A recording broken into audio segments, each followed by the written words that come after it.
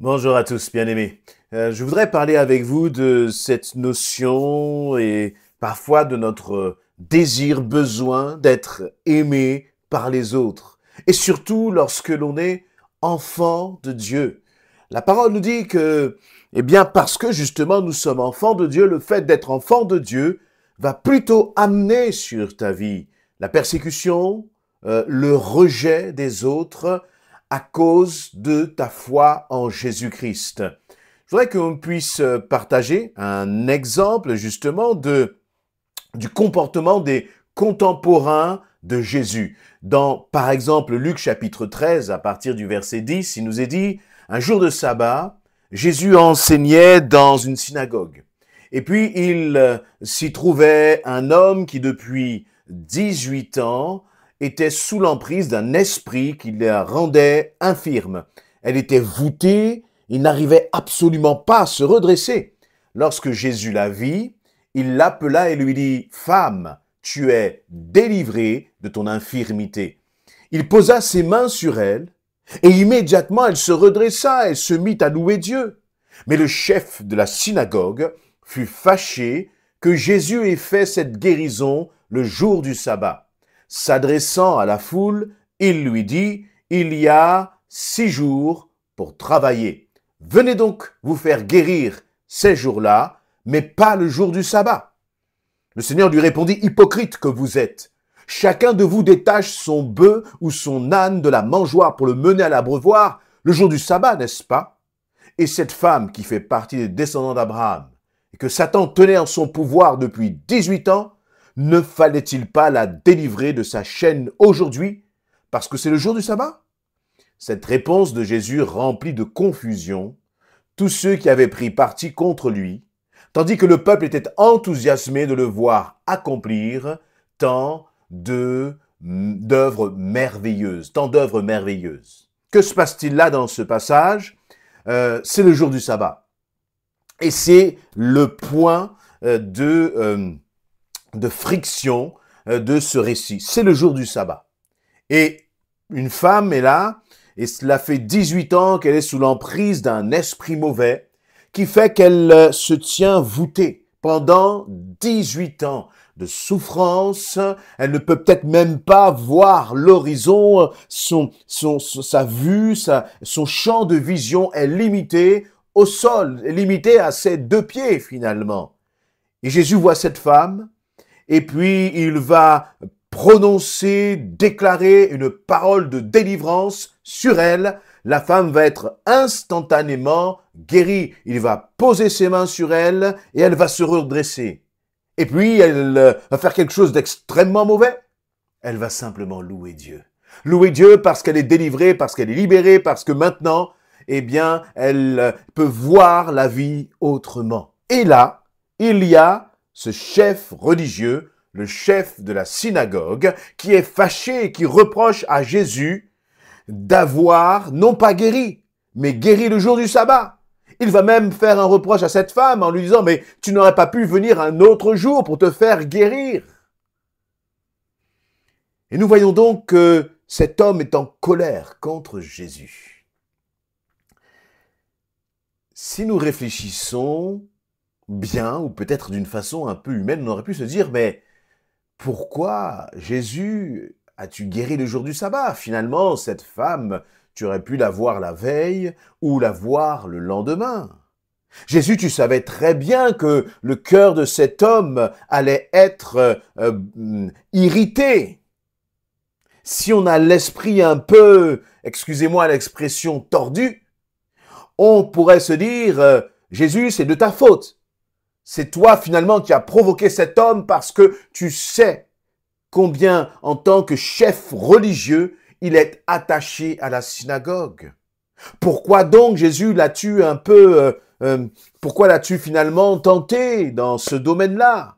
Pourquoi l'as-tu irrité? Tu aurais pu attendre demain. Finalement, au bout de 18 ans de souffrance, un jour de plus, ce n'est rien. Et si on pense comme ça, le lendemain, si Jésus avait guéri cette femme, cette femme aurait été guérie Et peut-être que cet homme aurait été touché parce qu'il ne serait pas irrité. Il aurait même pensé, oh, ce Jésus, il est respectueux, il a même respecté le sabbat. Ça, c'est une façon charnelle et humaine de penser. Et parfois, inconsciemment, en tant qu'enfant de Dieu, eh bien, nous voulons nous mettre à la place de l'autre. Nous avons peur de choquer l'autre par notre foi, par ce que nous croyons. Et lorsque je parle de l'autre, ça peut être les membres de ta famille.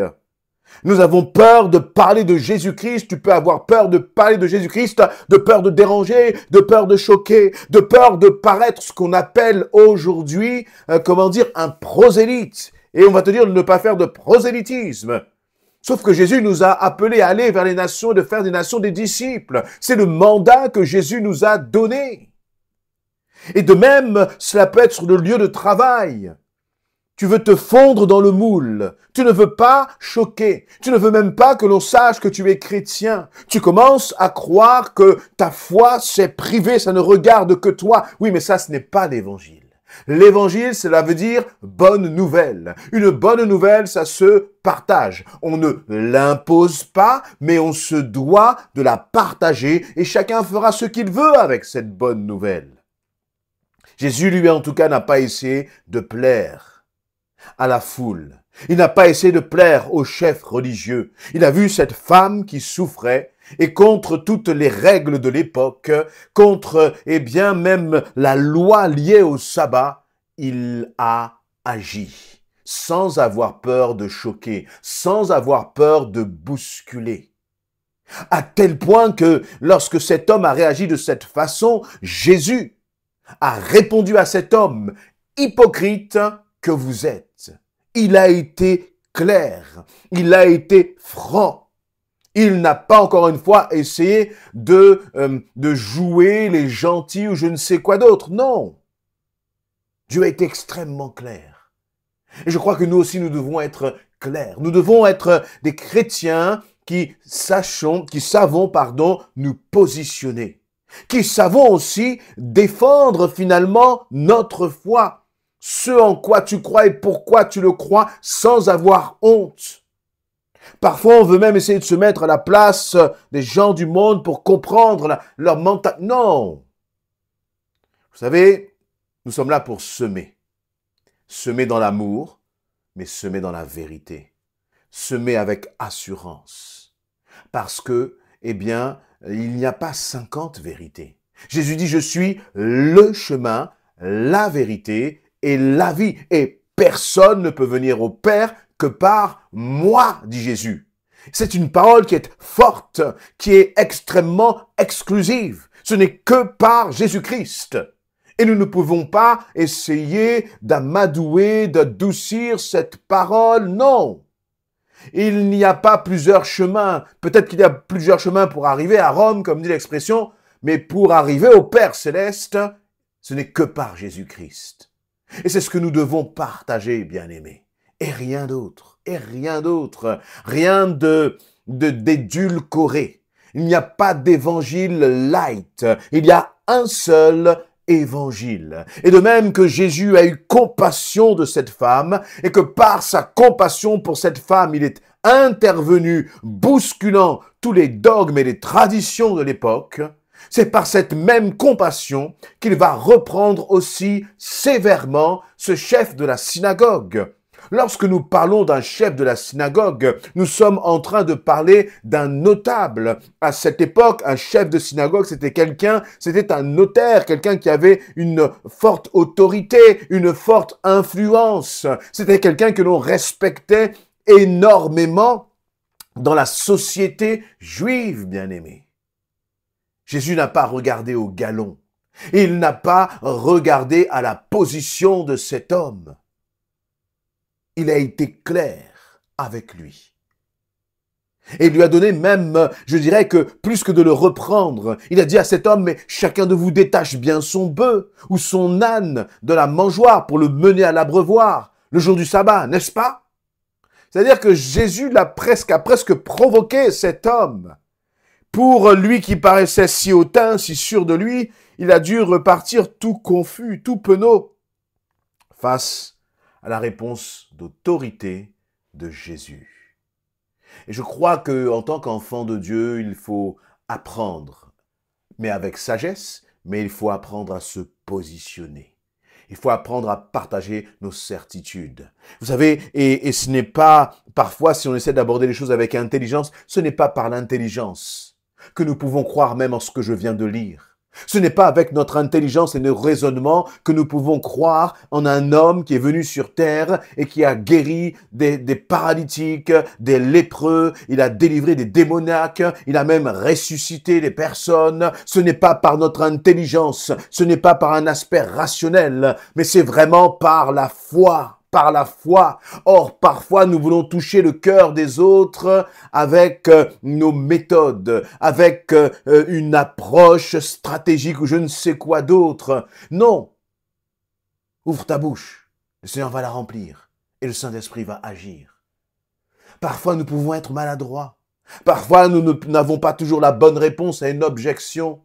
Mais je crois que l'essentiel, c'est de partager ce message simplement avec amour, avec compassion pour l'autre, pour celui qui est en face de toi. Et c'est le Saint-Esprit qui va convaincre de péché, de justice et de jugement. Mais ce n'est certainement pas à coup de raisonnement, bien-aimé.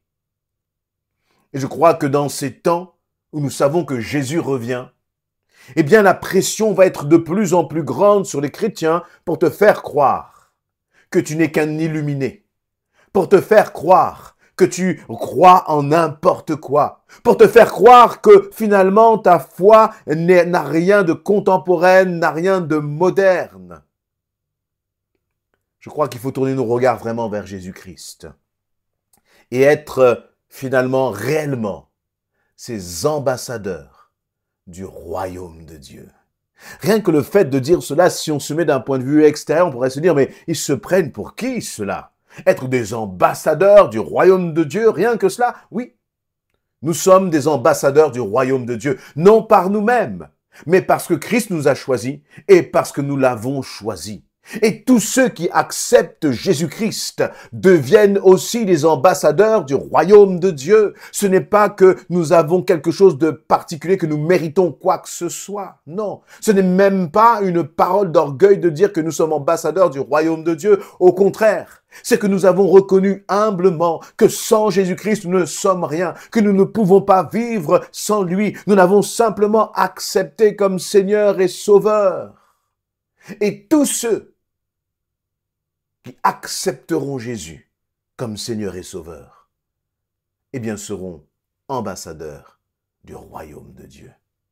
Cette parole qui paraît exclusive, finalement, elle est très ouverte. Elle est très, j'allais dire, accueillante pour tous ceux qui veulent la recevoir, la recevoir. Mais ne cherchons pas à plaire aux autres. Ne cherchons pas à essayer d'être, comment dire, aimés de tous. Parce qu'en essayant d'être aimé de tous, en essayant de plaire aux autres, tu peux déplaire à Jésus-Christ. Tu peux déplaire à Jésus-Christ. L'essentiel pour nous, ce n'est certainement pas de faire l'unanimité. Jésus n'a pas fait l'unanimité. La preuve, c'est que ça s'est terminé pour lui sur une croix. Mais il a fait ce que le Père lui demandait de faire. Il était un avec le Père, uni avec le Père. Et ce n'est pas en cherchant le nombre, ce n'est pas en cherchant une sorte de notoriété, ce n'est pas en cherchant à être aimé par les autres. Mais pour ne pas chercher à être aimé par les autres, il faut se laisser aimer par Jésus-Christ. Il faut être profondément guéri de ses blessures pour ne pas vivre finalement tout le temps dans une forme de dépendance vis-à-vis des autres. Mais je crois qu'il faut au contraire vivre dans une liberté vis-à-vis du regard des autres. Tant que Jésus m'aime, c'est l'essentiel. Amen.